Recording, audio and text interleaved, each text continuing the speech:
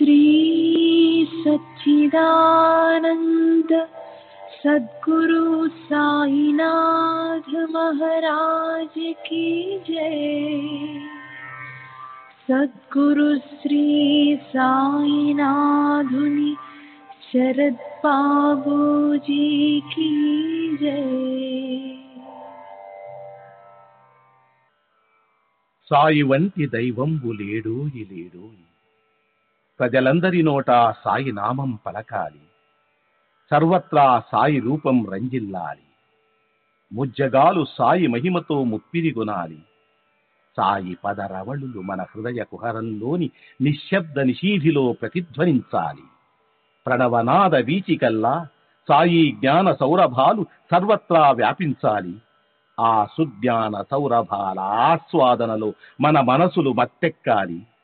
సాయి ప్రేమామృత ధారలు అంతటా నిరంతరం వర్షించాలి. ఆ ప్రేమామృత ధారలలో తడుస్తూ, ఆ జ్ఞాన సౌరభాల మత్తులో ఆనందంగా నర్తిస్తూ సాయి వంటి దైవంబు లేడోయి లేడోయి అని అందరూ ఏకకంఠంతో గానం చేయాలి. అదే నా ఆశ, ఆశయం, ఆకాంక్ష. అదొక మధుర స్వప్నం.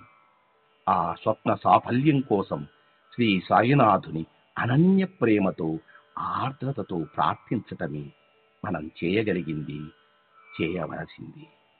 శ్రీ బాబూజీ.